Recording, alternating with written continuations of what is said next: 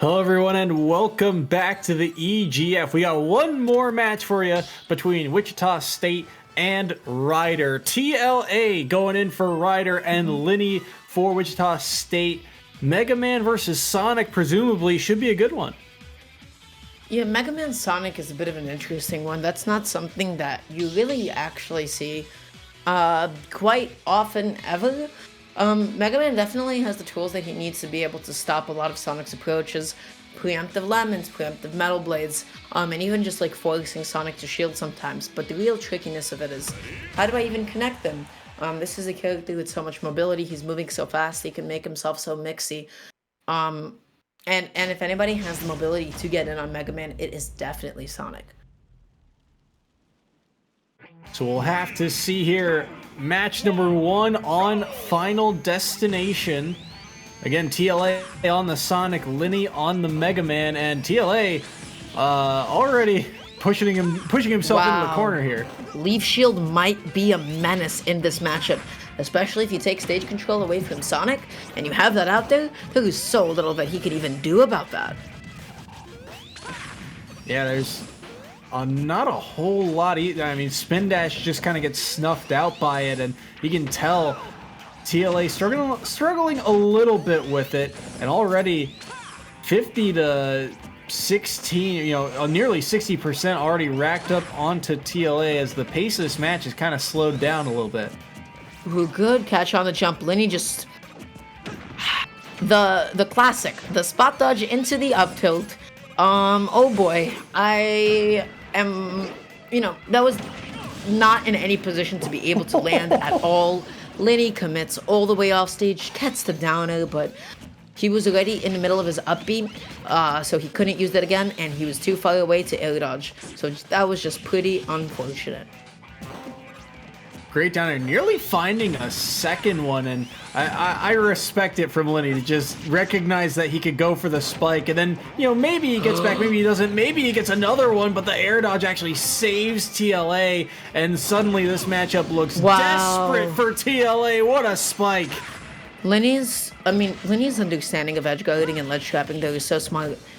Just keeps on going through the consistent down tilt 2 frames until he knows that he has enough knockback, he has enough frame advantage to be able to force TLA to recover a certain way, right? So he just keeps recycling that situation until he is able to actually force the completely vertical up B. He got it, he punished it, that was beautiful stuff. It was just excellent. Ooh, Spring actually kind of resetting that edge guard attempt, jabbing Linny back off stage. Gonna be able to air dodge back to around that nair, but TLA doing a good job of forcing Linny off stage time and time again, but Linny able to make it back. Now the back throw. This is TLA's last stock. This is dangerous. Wanted everything with that down air, and he dipped way too far. That's gonna be his second stock. Losing that second stock the same exact way he did his first. So this is a funky game. This one's really interesting, honestly. Really good use of Metal Blade, though, just calling out TLA's approach. There's so little that Sonic Grounded can actually even do about that option. But that time, for some reason, the started up hitbox probably able to eat through a couple of those hits. Ooh, tries to go for it all once again. That time, saving that double jump, uses it to mix up his recovery and get back to center stage. And I like the adaptation by TLA. He recognizes that if Linny's going to go for those down air spikes, just kind of ride the edge of FD all the way up to that top ledge, and it'll be a bit safer because that down air from Linny then has to be timed along that ledge. But that being said, TLA with the forward air off stage holds that neutral B for so long, but the catch by the back air, Linny takes the final stock. That was beautiful stuff from Linny. The way that he got that second stock especially, so clean. But that third one, he was waiting, he positioned himself for it. There was very little that TLA could have done, because had he held it even longer, he might have sent himself towards the blast zone. And yeah, Linny was just in a perfect position to be able to punish that. So really, really good stuff to him. The timing, too, by Linny. The fact that he recognized, okay, he's going to use the spin dash, wait for it now, and then the second that spin dash comes out, he throws out that back air and gets the strong hitbox of it, too, to knock TLA out. Great stuff to Linny to take game number one with that last stock, earn another point for his team, and extend this lead for Wichita State, as Ryder just trying to get anything on the board here. Yeah. They are, in terms of the standings, Ryder is in a MAC conference that has been very. I use the term pendulum-esque. It's been very, you've either had a fantastic season or things have just not gone your way. And Ryder has been on the downward side of that coin toss, more times than not. So any kind of point differential here, I mean, a win would have helped, obviously, but any kind of point swing here would have allowed them to, keep in pace with the teams that they are close with in their division. So, anything that TLA can get here would be helpful. Yeah, so just either minimizing the amount that Wichita State is going to be getting, or just putting a few on the board. So just securing a game, perhaps even the set, will be so big, so important. So hopefully TLA will be able to do that. Linny taking his time here to think about his counter pick, maybe possibly debating a character switch, knowing they've got some points in a round to play with. But again, Wichita State wrapping this one up in a pretty bow, I guess. The way they came out to play today, it has been, I mean, throughout the sets today, it feels one-sided, and yet each of these matches, have had their moments where they could have turned on a dime, and at the end of the day, the teams that have found success have just not been, they've not fallen early. Not at all. The teams that have found success today, they open up strong and they stay strong and they finish strong. So just waiting for, I guess, the stages. Not really sure exactly what is happening right now. Looks like we're getting some debate upon which stages to go to. I believe we are waiting for picks and bans. Oh no, looks like we are jumping in, possibly. No, we're a little bit of confusion on the stage selection, but I mean, regardless, this is match, or I guess between these colleges, this is match number 3 of the day. Coming up after this, we have University of Hawaii versus Fairfield. That'll be shortly after the conclusion of this matchup. And then our last match of the day will be between University of Tennessee Knoxville versus Quinnipiac. So stick around here after this set. Those are going to be good ones. Yeah, those are a couple of really cool schools with a couple of, really fun plays to watch. So I'm excited myself. We are just simply waiting for, what's happening? What's the sauce? Have they figured it out? I think so. Maybe. Cross your fingers, cross your T's, dot your I's. We'll see.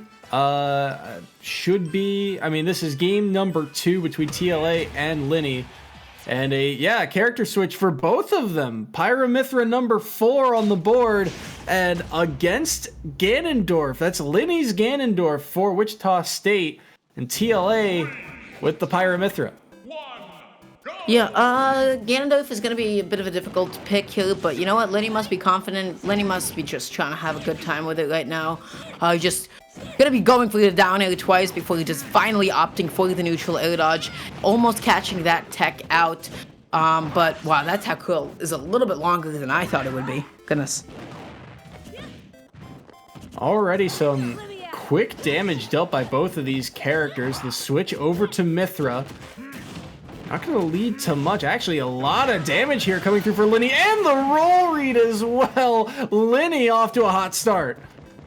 Yeah, Linny's opening up this one strong, throwing out a couple of teabags. Yeah, he's just trying to have a good time with it right now. I'm just going to be sitting in shield, waiting for TLA's next option. He had the right idea, but unfortunately, got his shield poked in the process. Now, this is going to be a little bit difficult. Burns' air dodge goes right back into TLA, but that one did not kill, unfortunately. Wanted the down air, and Linny dipping a little too far with that down B himself, so he will lose his stock. Wanted the F smash off after the taunt, but not going to be able to find it, and just like that, percent's about even, but Linny pushing his advantage. TLA not going to be able to grab the ledge either, so there's the second stock off the board for Ryder. Who able to still catch that animation of down B because of the forward sight. That move is just so menacing. TLA trying to set up a couple of juggles here.